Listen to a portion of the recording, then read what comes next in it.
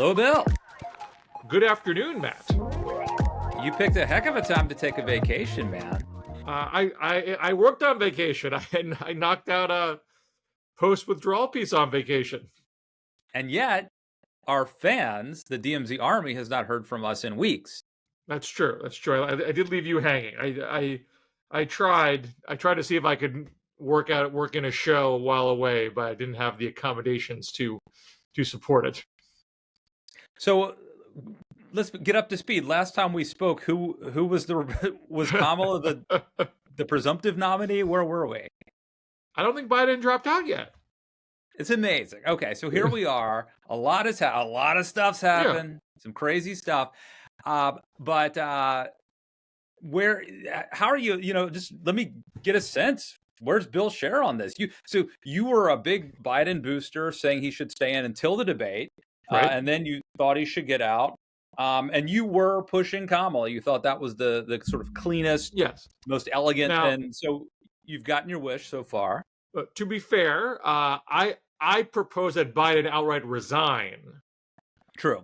And Kamala Harris become president, which would short circuit any attempt, I thought, for a mini primary.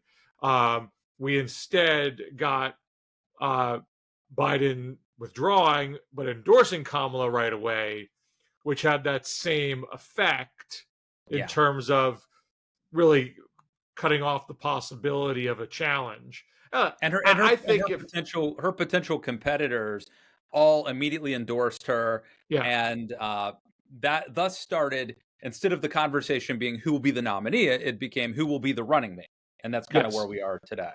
And I think that is much of it because Biden gave her the heads up, Biden gave her the endorsement, Kamala hit the ground running like that day. There was no hesitation, and so she lined up her support very quickly.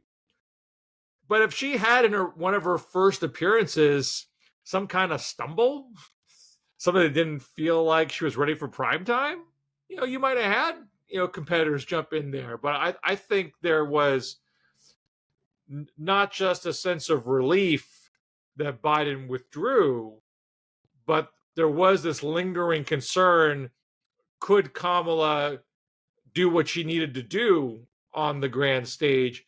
And she hasn't made a mistake yet. I'm not saying every politician has a bad day. I'm sure the bad day is going to come.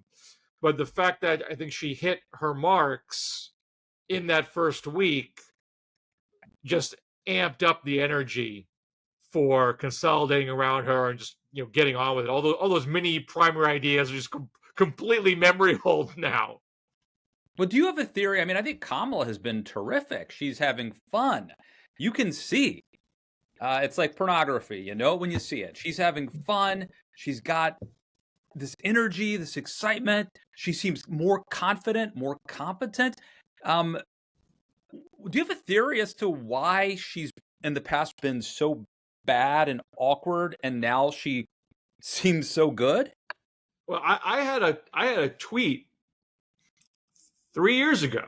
This was after that horrible Lester Holt interview about the border, where I said, in 3 to 7 years, you could mock her now, but she's going to have more experience dealing with these kinds of issues and dealing with this intensity of attention than anyone else potentially running. I just think she's been through it. She's had time to think about it, time to adjust, time to recalibrate. I think those little things that make it look so easy are not so easy.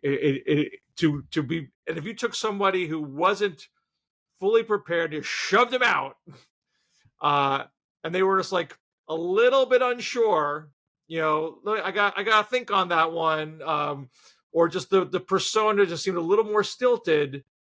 It would, at this late stage of a contest, you'd freak out about it. I mean, if it was a normal presidential primary and it was like 2 years out, like this happened to Barack Obama. He had kind of like a off forum about healthcare. That was a SEIU healthcare forum, and he wasn't on his A game, and he knew it, and he made adjustments. Like, you don't get to make adjustments when it's a 100-day sprint.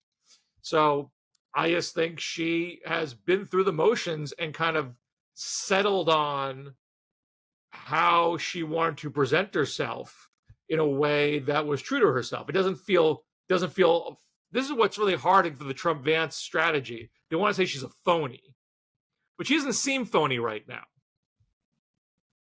Totally agree. You'll forgive me for using a football analogy, but Donald Trump thought he was going to face a different quarterback. Mm-hmm. And he watched game film for that quarterback, and he scripted the first 15 plays for a different quarterback, and then they put in the backup quarterback. And the backup quarterback came out and is having an amazing start. And maybe they'll adjust, or maybe that backup quarterback, there's some magic. The stars have aligned. Now, it used to be in the old days that a backup quarterback would spend a year or two holding the clipboard for the starting quarterback. And they would sort of mature that way. Nowadays, we grab them and we throw them in, they're win the Heisman Trophy. They get drafted by the NFL. They start the first game.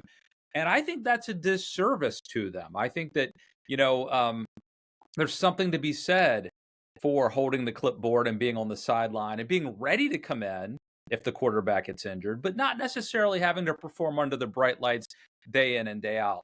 And I think that's maybe Kamala Harris. But the parallel is slightly inapt because when you're the backup quarterback, you're not just on the sideline. You're not just throwing warm-up passes, during practice sessions. She was on the trail. She does interviews. She does foreign trips. And if you haven't heard her, like a day you haven't heard from her is probably a good day for her because she didn't screw something up. You have to do a lot of things to make sure you don't screw up and draw unnecessary attention to yourself. I just think she had really gone through the steps one needs to prepare oneself for this kind of moment.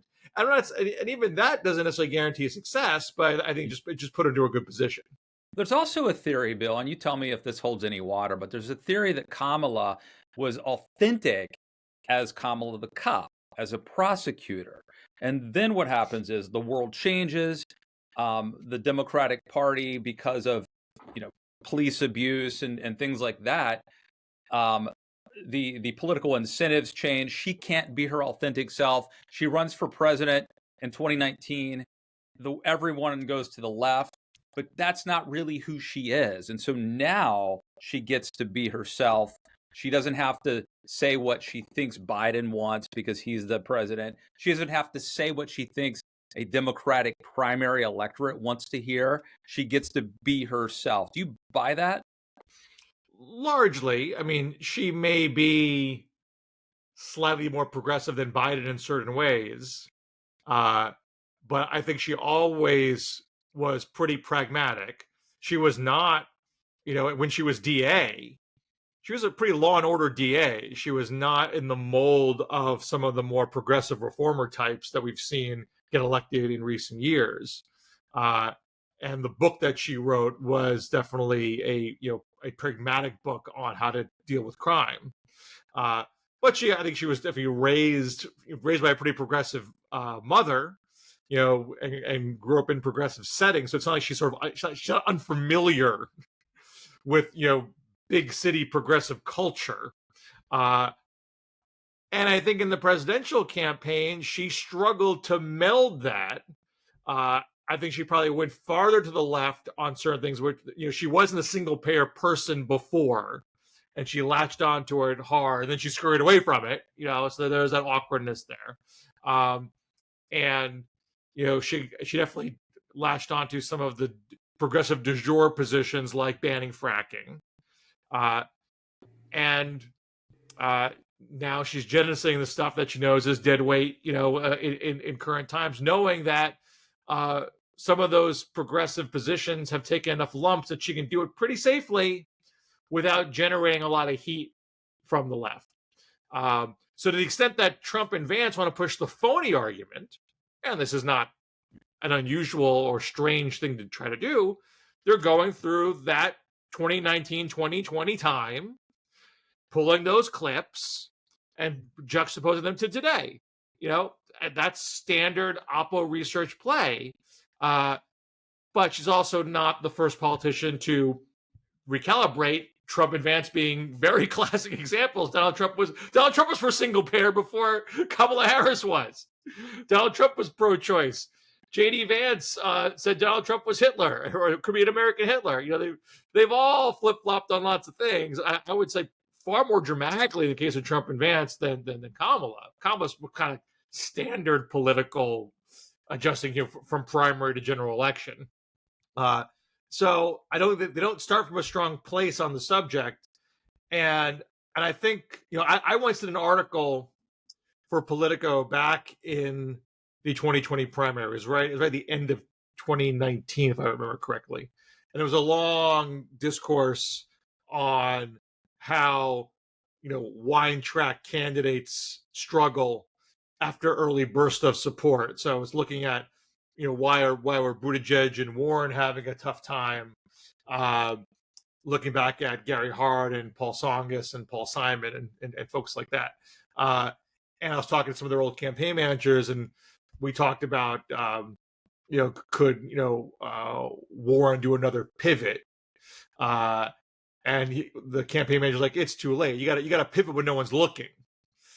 And so what did Kamala do? Like literally less than a week after becoming the presumptive nominee, a little mention by an unnamed campaign advisor to Politico. Oh yeah, she's not for banning fracking. She's not for defunding the police. In one sense, late in the season because it's July, August. On the other hand, just out of the box, all sorts of things going on. It's not like this big headline flashing light story. We're going to do a 48-hour news cycle on the fracking flip-flop. It's just sort of slipped in there, and not many people are going to really notice. And sure, Trump and Vance will do I'm sure they'll do the ads. But Kamala said, hey, I'm against the fracking ban. The Biden-Harris administration has kept fracking going just with additional regulations to make sure we have less methane leakage. I think that's the better way to go. We've learned more since I spoke out in 2019, and this is my plan for the future. That is pretty normal politician flip-flopping. I want to show this clip just to give you a sense, Bill, and I think others have seen this already, but I think just the body language and the confidence that Kamala is now presenting. Here we go. So the momentum in this race is shifting. And there are signs that Donald Trump is feeling it. You may have noticed. So last week, you may have seen, he pulled out of the debate in September he had previously agreed to.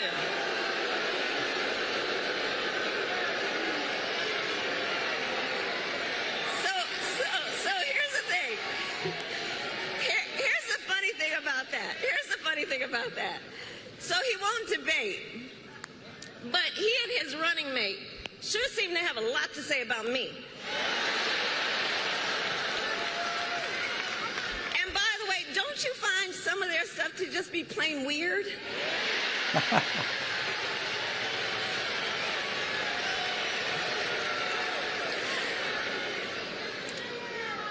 Well, Donald,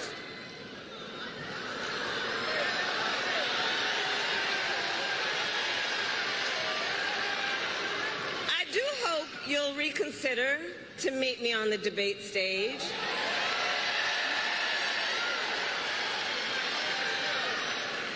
Because as the saying goes, if you've got something to say, say it to my face.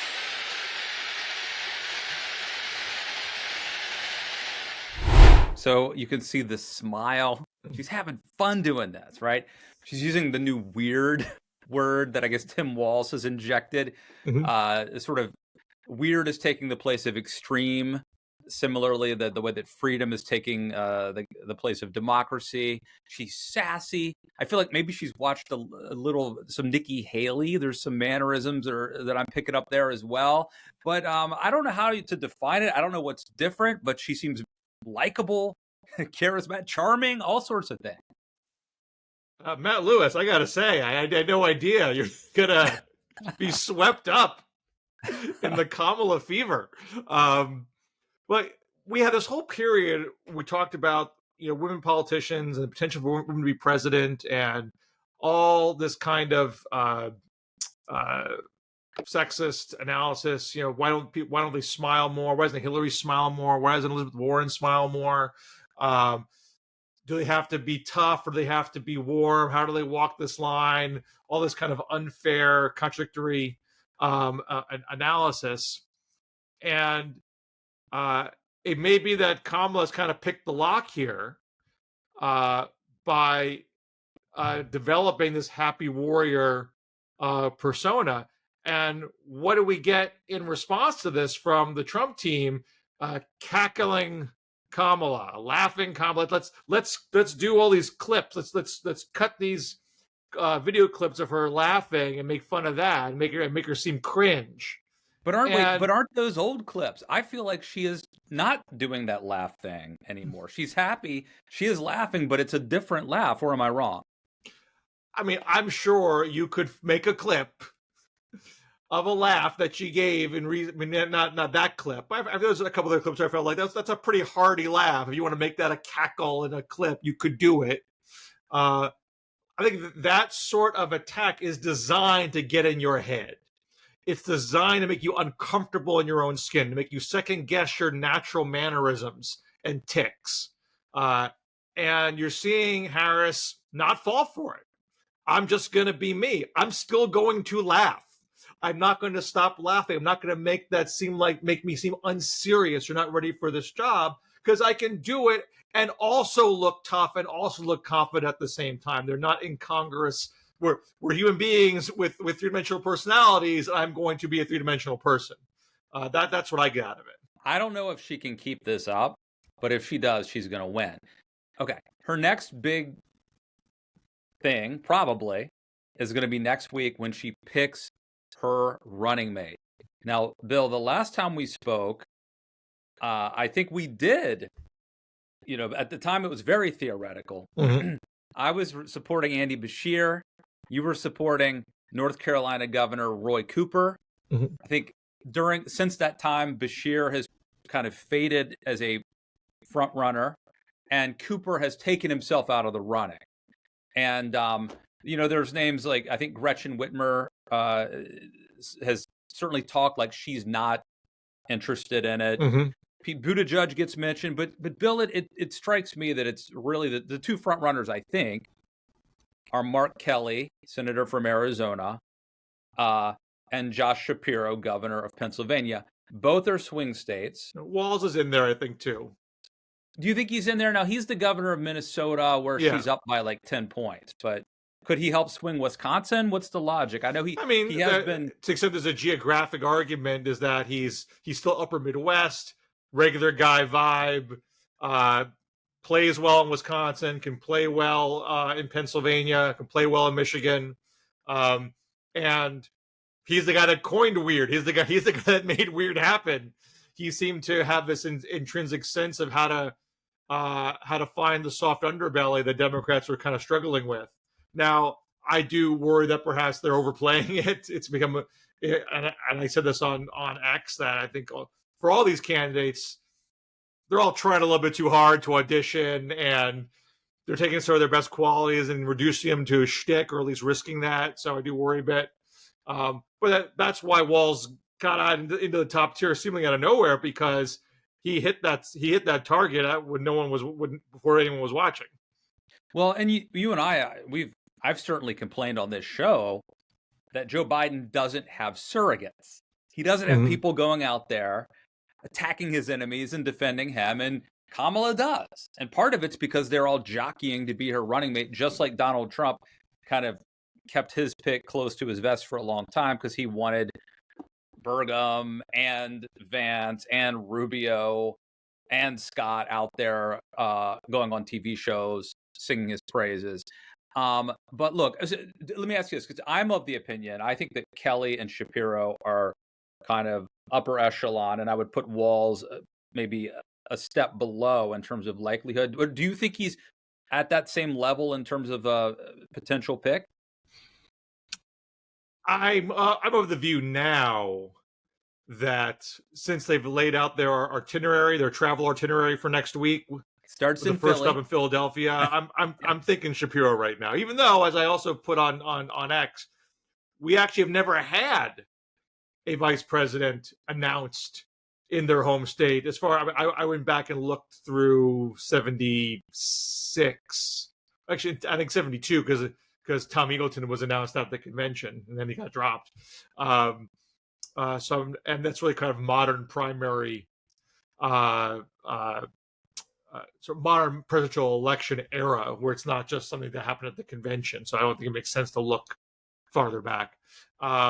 Closest I saw was Bush announcing Cheney in Texas, where Cheney actually lived at the time, but they made his home state Wyoming, and they actually went to Wyoming the next day. Otherwise, they haven't been doing home state rollouts. But it would seem weird to set the home state as Pennsylvania and then don't pick Shapiro. So I think that's where we're going. And look, he wasn't on my own personal top list. I did not have him in my upper echelon. I thought he's a little young. Comes across, I mean, people kind of like the Jewish Obama thing. I think I kind of think it's a little too high energy. I kind of like a chiller. He can do the other thing too. What's that? Well, he can do the soaring Obama cadence. But Kamala does that. I don't think you need that much soaring. But he can also do, you saw that press conference, I think we showed it a couple of weeks ago, that press conference he gave after the assassination attempt on Trump's life. And I thought that there, a different cadence, appropriately so, and very compelling. And I think he's got like an 80% approval rating or something in Pennsylvania. I haven't checked, but I think that would. He's got a high approval rating. But so let me just go through, because quickly, I think that the downside, the upside and the downside, right? So I think that Shapiro, I would love a Shapiro pick, but I'm not their target audience, But there's a danger, right, that Shapiro, because of vouchers and because of his stance on Israel and the fact that he's Jewish, maybe could turn off some progressives and maybe in Michigan, where she also desperately needs to win. Is that a concern? I was initially concerned, particularly not because he is Jewish. I don't think that's a concern. He came in pretty hot in terms of the anti-Semitism on campus issue, and so I thought that might rile aspects of the progressive base and make it more of a subject. Or you don't want to be debating Israel in the course of the fall campaign if you can avoid it. It's always an inherently fraught issue. So why do something that's going to bring it into the spotlight? So that made me pause. But I think now, one, he actually has said a good number of critical things about Netanyahu, and it's very forthright about a two-state solution. In terms of his basic policy on the region, he's no different than Harris or almost anybody else in the Democratic Party. So I think he can mitigate that issue. School vouchers, I betcha the day he's announced, he's no longer for school vouchers. The same way Kamala is no longer for a fracking ban. I can't believe he's gonna double down on that. Maybe they'll find a way to downplay it or sidetrack or whatever. I just don't think he's gonna really clinging to it. And to get back to the Middle East question, I think Donald Trump has been leaning harder into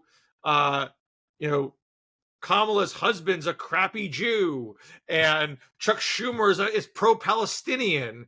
And if you're a Jew, you vote Democrats, then you're a terrible Jew. I don't think that's a good play. Maybe you could get away with it if the Democratic Party as a whole were really drifting away from where the median Jewish voter is. But when the median Jewish voter doesn't like Netanyahu, doesn't want a two-state solution, probably pretty excited to have a first gentleman who was Jewish. It would be super excited to have a Jewish vice president. And so that's going to drive Trump advance further up the wall on where actual Jewish voters believe. That could well be a positive thing. And obviously the most straightforward argument is if he can give you Pennsylvania, that might be the whole ballgame. So, Yeah, and arguably the again, upsides outweigh the downsides. and I think he has very high approval ratings in Pennsylvania. I think he's a two-term governor. He's been elected twice. First term. Okay, so I stand corrected That on that. was one of my believe hesitations. He hasn't been in the position all that long. Okay, that's important. But yeah, and I think that,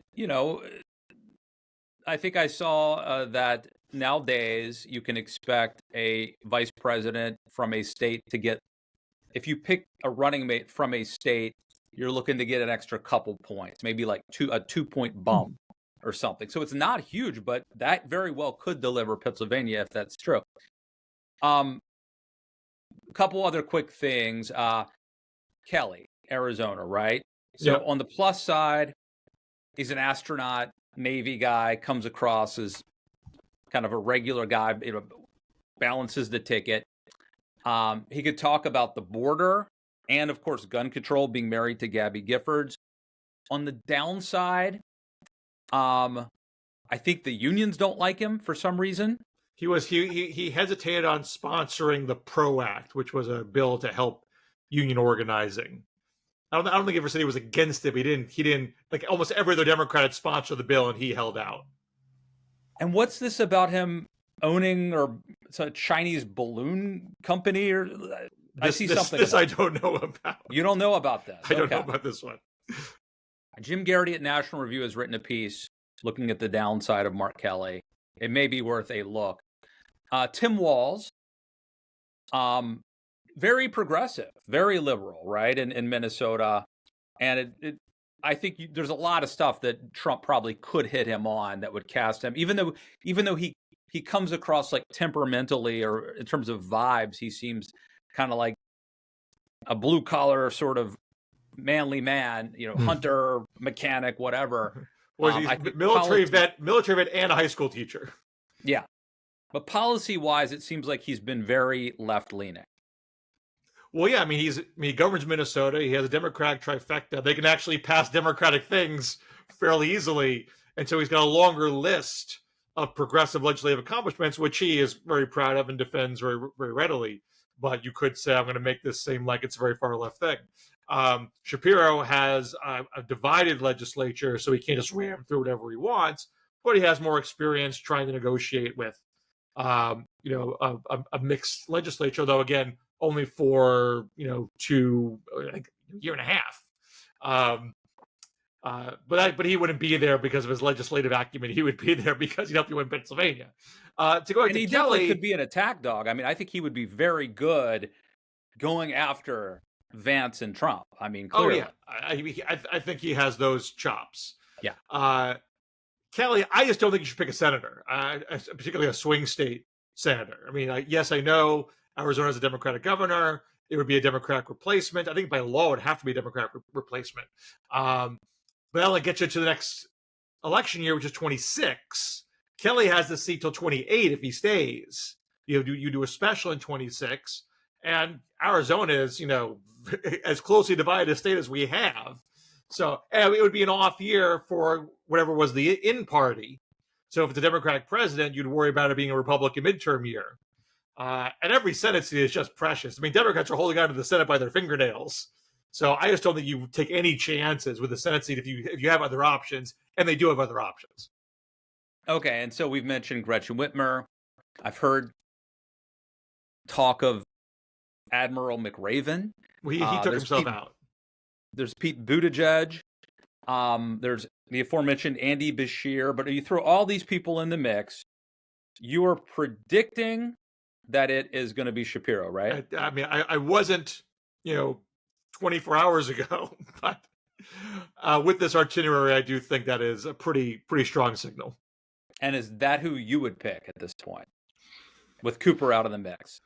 I was really kind of torn between the three, but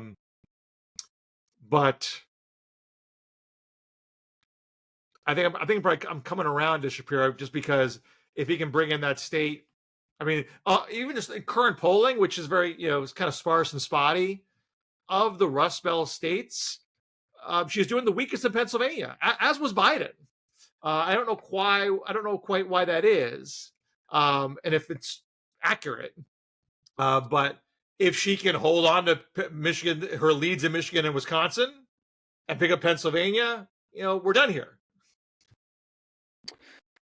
All right. Well, we're not done here because we should probably talk about Donald Trump and how I think that Kamala, even before Shapiro is on the ticket, Kamala is already driving him crazy. The fact that she came in, he thought this thing was in the bag. Now he's got this African American / Indian American woman who is generating all this excitement. I think that's too much temptation for him to be sexist and racist. He can't resist, Bill. I mean, just get back to Veep states. If you have a Harris Shapiro ticket, how much of this race is going to be Donald Trump saying Kamala is not really black and Shapiro is a bad Jew? I don't think it's a winning message. Speaking of which, let me show the clip. So Trump, as we're recording this on a Thursday, this happened on Wednesday. Trump was speaking to a group of black journalists, and I think this is a clip from Good Morning America. This morning, Donald Trump is facing criticism for challenging Vice President Kamala Harris's racial identity during a forum before the National Association of Black Journalists. It came after I asked Trump about his supporters' attacks on Harris as a, quote, DEI hire. Trump first asking for a definition. Is that acceptable language to you? And will you tell those Republicans and those supporters to stop it? How do you define DEI? Go ahead. How do you define diversity, equity, inclusion? Okay, yeah, go ahead. Is that what your definition? That is give me a literally definition the words then. Would you give me a definition DEI. of that? Give me a definition. Sir, I'm asking you a question, No, a you very have to direct define question. it. Define it for me if you I would. just defined it, sir. Do you believe that Vice President Kamala Harris is only on the ticket because she is a black woman? Well, I can say no. I think it's maybe a little bit different. So I've known her a long time indirectly, not directly very much, and she was always of Indian heritage, and she was only promoting Indian heritage. I didn't know she was black until a number of years ago when she happened to turn black, and now she wants to be known as black. So I don't know, is she Indian or is she black? She is always But you know identified what? as a black woman. I She went to a respect historically either black one. college. I respect either one, but she obviously doesn't, because she was Indian all the way, and then all of a sudden she made a turn, and she became a black person. Just to be clear, sir, do And you I believe think, that I think she is somebody should look into that too when you ask continue in a very hostile, nasty tone. It's a direct question, sir. Do you believe that Vice President Kamala Harris is a DEI hire, as some I Republicans really have don't said? know. I mean, I really don't know. Could be. So anyway, this seems like a weird thing for me. I'm not sure why he's doing that. Like, I've never thought that Kamala wasn't a black woman. Like, I don't remember. There's no narrative. There's no. I mean, I see some Republicans saying, "Look at this article saying she's the first Indian American senator." Well, yeah, because she was the first Indian American senator. That doesn't mean that she was never saying she was also black. Like, there's never been a story that was like, did you know that this Indian American person in politics is also black? That's like, that story's never been written. And one thing that's always very confusing to me and befuddling to me about Trump is like where he chooses to be careful and when he chooses to not be careful. He can't say she's a DEI hire. Like everyone else is saying that. Or else the Republican side is quick to jump on DEI hire. Everyone's like, oh, I don't know about that one. But let me tell you, she's not really black. I think you can make a better argument that she's a DEI hire than you could that she's not really black. I mean, look, Joe Biden said he was going to pick a black female to be his vice president, I think. We said about the Supreme Court. That's not to say that she's not qualified, but I think you're right. I mean, if why won't Trump go there? And yet he makes an equally offensive comment that is much less true. I don't know, valid. Honestly, I really struggle to come up with a unified theory of Trump's criteria for being, provocative, ideological, insulting, and being careful, pragmatic with an eye towards swing voters. Like I cannot find a connective tissue that helps me determine when he's going to go one direction or the other. Because he does do the pragmatic thing occasionally. Yeah. Well, let me just say, too, when we talk about balancing the ticket, that's often diversity. You know what I mean? Like Kamala Harris is going to pick a white guy to balance the ticket. That is nobody's going to call Josh Shapiro a DEI pick if she picks him, right?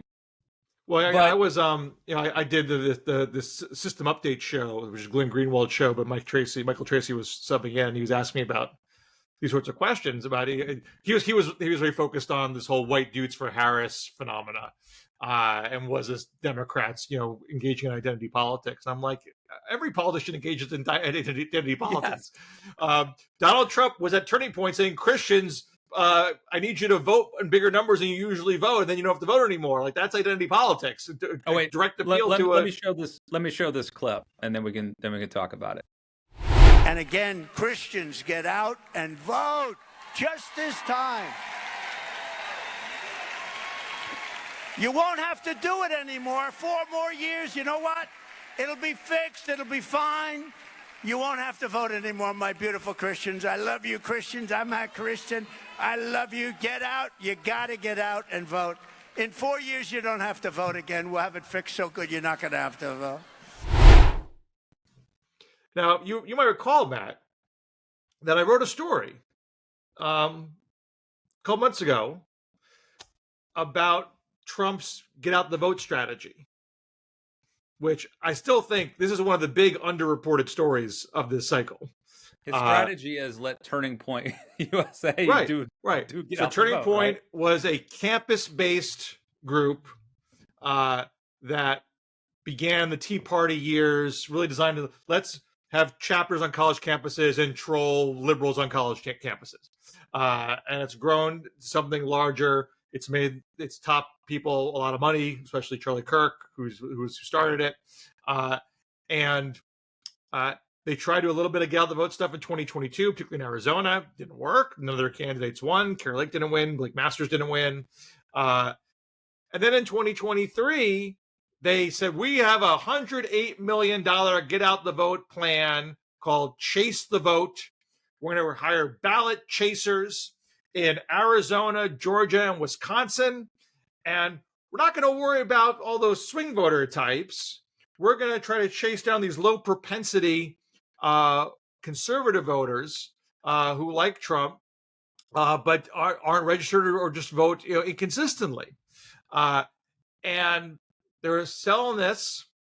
The chair of the RNC, Ron McDaniel, was saying to Trump, this Charlie Kirk guy is bad news. He's saying lots of racist things. I know you want to get black voters. He's not going to help you there. He's literally saying we should have a Martin Luther King holiday. This get out the vote plan seems very fly by night.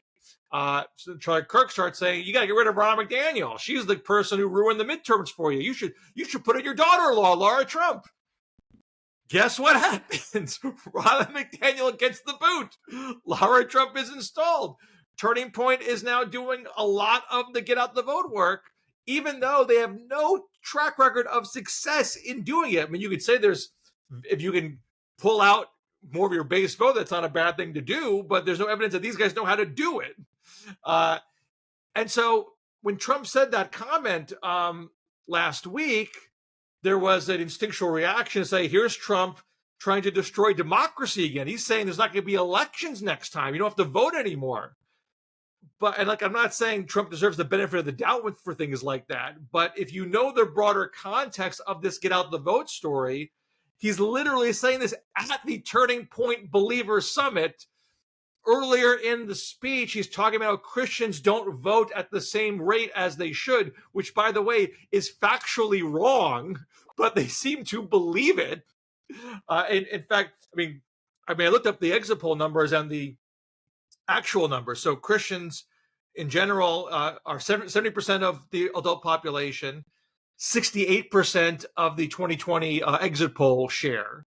So it's a little less, but not dramatically so. And then when it comes to evangelical Christians, which is what Trump really cares about, and who are in this room, it's 14% nationally, 28% out of the exit poll. Way above they're punching way above their weight. But they're so locked into this. I'm not saying there aren't low propensity right wing voters. There are. I mean, there's certainly some votes to get there. But my point is, they've bought into this notion that this is where the get out the vote strategy needs to focus on. Turning Point's running the show. It was at the Turning Point conference, and he was telling them, "You guys don't vote the way as much as you should. I know you don't seem to like voting. Just do it this one time for me. And then you won't have to do it anymore." Like, that is the context where that happened in. And I can't tell you if it means Turning Point are going to surprise us all and have a great whatever, maybe. But if this comes down to a game of inches in 3 states like it did last time, and Trump loses, this will possibly be the culprit why he lost. So it's a story to keep watching. Well, one thing I could say, Bill, it's been a crazy summer. One crazy summer. I think that's a Bobcat Goldthwait movie. It has been dizzying. It has been wild. I did not see. I mean, you got the assassination attempt. You got the Biden debate. You got Biden getting out of the race. It's been amazing twists and turns. And of course, stay tuned, because we're going to do this again next week. And who knows what we'll be talking about come next week. Let me ask you quickly, Matt. I mean, I think I know the answer here, but so you think at this point that Harris wins? Yes. I think it's incredibly close, but I think that it's a big if, but if she can, for the next 96 days or whatever, do what she's done for the past 2 weeks, I think she will win. Do you think she can win and it not be close? Yes. I think there's a chance that she wins Georgia and North Carolina and Pennsylvania, and sort of the swing states plus Georgia, which I think is considered to be red this cycle, or at least was. We have very spotty swing state numbers, so I don't want to get way ahead of things. And I said before, I don't even think that most of the polling we have was still sampled last week.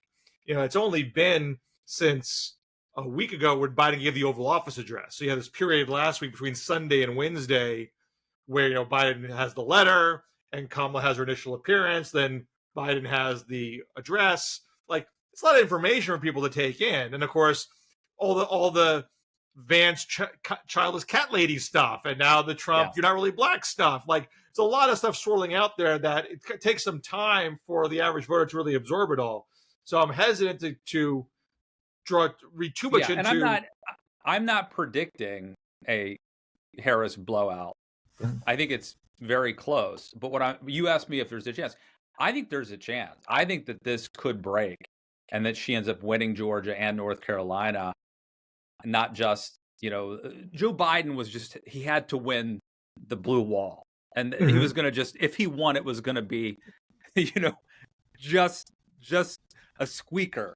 I think there's a chance for Kamala to have more than just surviving, but to actually have something of a mandate. Right. I mean, I think we can glean from a poll data we have that she's consolidated Democrats. They're the base is together and they're amped up. Maybe amongst previous double haters, I think we got people who are Kamala curious. I'm intrigued. You seem new. You seem fresh. I didn't really pay much attention to you before. Obviously, you're giving me a different vibe than Joe Biden. I really wasn't happy with either of the candidates. Now I kind of want to turn the page into something. Are you it? Maybe. Let's see what you got. And that's why I don't want to take a number that was sampled, a few days ago and think, okay, we're done here. So I imagine that constituency is probably unsettled and wants to see more, and probably can't know for sure until after we do have some debates and whatnot. And look, but I could see that constituency saying, you know what, I want new, not old, and you're new. There you go. I mean, people were sick of these two old guys. We're going to change versus more of the same. She's going to get a bump from a convention. She's going to get a bump from she gets to pick a vice presidential nominee, a running mate with seeing the entire field, knowing the lay of the land. Donald Trump held a convention thinking he was running against somebody else. He picked a running mate thinking he was running against somebody else. Harris is going to be able to pick her running mate. Now, on the downside, it's a truncated opportunity to vet these candidates, so it has to be quick. But I just think this is a second mover advantage, actually. I think that she benefits greatly from the old switcheroo. And for whatever reason, she came out of the box with this momentum and this confidence and this joie de vivre. You know, anything could happen. God knows. I mean, I just talked about the things that have happened in the past 2 months with the assassination attempt and the debate and the switch. So anything could happen. Who knows? But like right now, if she is on a glide path, if she keeps it up, I would bet on her if she could keep it up. All right. I think we're in agreement. All right. We'll see you back here next week, Bill. Welcome back. Thank you. Take care. See ya.